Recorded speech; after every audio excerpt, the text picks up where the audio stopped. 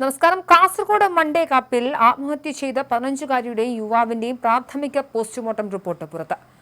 Pariyaram medical കോളേജിൽ തിങ്കളാഴ്ച രാവിലെയായിരുന്നു പോസ്റ്റ്മോർട്ടം നടപടികൾ പൂർത്തീകരിച്ചത്. റിപ്പോർട്ടിൽ ആത്മഹത്യ തന്നെയാണ് മരണകാരണമെന്നും മൃതദേഹങ്ങൾക്ക് 3 ആഴ്ച പഴക്കമുണ്ടെന്നുമാണ് പ്രാഥമിക പോസ്റ്റ്മോർട്ടം റിപ്പോർട്ടിൽ പറയുന്നത്. അന്തിമ പോസ്റ്റ്മോർട്ടം റിപ്പോർട്ട് ഒരാഴ്ചയ്ക്കകം ലഭിക്കും. ആന്തരിക അവയവങ്ങൾ വിദഗ്ധ പരിശോധനയ്ക്കായി ഫോറൻസിക് ലാബിലേക്കും അയച്ചിട്ടുണ്ട്. പൈവളിക സ്വദേശിയായ 10ാം ക്ലാസ്സുകാരിയെയും അയൽവാസി പ്രദീപിനെയും 26 ദിവസം മുൻപാണ് കാണാതായത്. ഫെബ്രുവരി 12-ന് പുലർച്ചെ വീട്ടിൽ നിന്നും കാണാതായ 15-കാരിക്ക് വേണ്ടിയുള്ള തിരച്ചിലായിരുന്നു ദിവസങ്ങളോളം ആ നാട് മുഴുവൻ. ഞായറാഴ്ച രാവിലെ പോലീസും നാട്ടുകാരും ചേർന്ന് നടത്തിയ അന്വേഷണത്തിൽ പെൺകുട്ടിയുടെ വീട്ടിൽ നിന്നും 200 മീറ്റർ അകലെയുള്ള ഒഴിഞ്ഞ പ്രദേശത്താണ് മൃതദേഹങ്ങൾ കണ്ടെത്തിയത്. ഇരുവർക്കുമായി പോലീസ് ദിവസങ്ങൾക്ക് മുൻപ് തെരച്ചിൽ നടത്തിയിരുന്നെങ്കിലും കണ്ടെത്താനായിരുന്നില്ല. കാസർഗോഡ് പൈവളികയിൽ 15-കാരിയും അയൽവാസിയും മരിച്ച നിലയിൽ കണ്ടെത്തിയ സംഭവത്തിൽ ദുരൂഹതയും ആരോപിക്കുന്നുണ്ട്. ഇരുവരും തമ്മിൽ സൗഹൃദത്തിലായിരുന്നു എന്നാണ് വിവരം. പക്ഷേ എന്തിനാണ് ഇരുവരും ജീവനൊടുക്കിയത് എന്ന കാര്യത്തിൽ വ്യക്തതയില്ല. ഇവരുടെ മൃതദേഹങ്ങൾ കണ്ട സ്ഥലത്ത് ചോക്ലേറ്റും കത്തിയും പൊട്ടിയ മൊബൈലും കണ്ടെത്തിയിരുന്നു. മൊബൈൽ ഫോണുകൾ സ്വിച്ച് ഓഫ് ചെയ്ത നിലയിലായിരുന്നു. പെൺകുട്ടിയുടെ വീടിന് 200 മീറ്റർ മാത്രം മാറിയാണ് മൃതദേഹങ്ങൾ കണ്ടെത്തിയത്.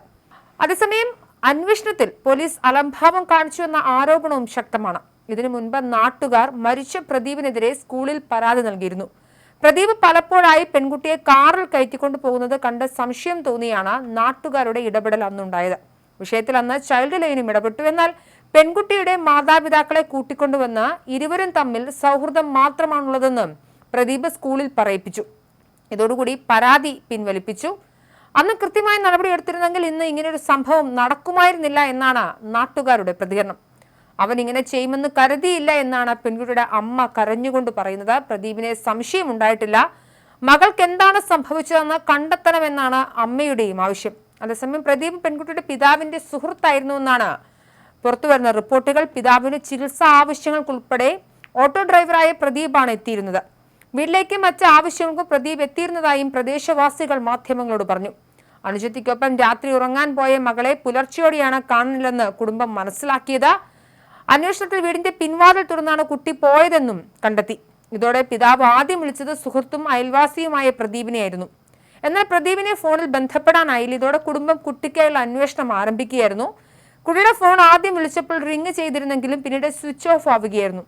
പ്രദീപിന്റെ ഫോണിലും സമാന രീതിയിൽ സ്വിച്ച് ഓഫ് ആയി. ഇതോടെയാണ് പ്രദീപ് ആയിരിക്കാം കുട്ടിയെ തട്ടിക്കൊണ്ടു പോയതെന്ന സംശയം ഉയർന്നത്. അതേസമയം സംഭവത്തിൽ ഹൈക്കോടതി പോലീസിനെതിരെ രൂക്ഷമായ വിമർശനം ഉന്നയിച്ചിരിക്കുകയാണ്. ഒരു VIP-യുടെ മകളായിരുന്നെങ്കിൽ പോലീസ് ഇങ്ങനെയാണോ വിഷയം കൈകാര്യം ചെയ്യുക എന്ന് കോടതി ചോദിച്ചു. അന്വേഷണ ഉദ്യോഗസ്ഥർ നാളെ കേസ് ഡയറിയുമായി കോടതി മുൻപാകെ ഹാജരാകണമെന്നും കോടതി പറഞ്ഞു. പെൺകുട്ടിയെ കാണാനില്ലെന്ന പരാതിയിൽ കൃത്യമായ പോലീസ് നടപടി ഉണ്ടാകാത്തതിനെ തുടർന്ന് കുട്ടിയുടെ അമ്മ നൽകിയ ഹേബിയസ് കോർപ്പസ് ഹർജി പരിഗണിക്കവെയായിരുന്നു കോടതിയുടെ പോലീസിനോടുള്ള വിമർശനം.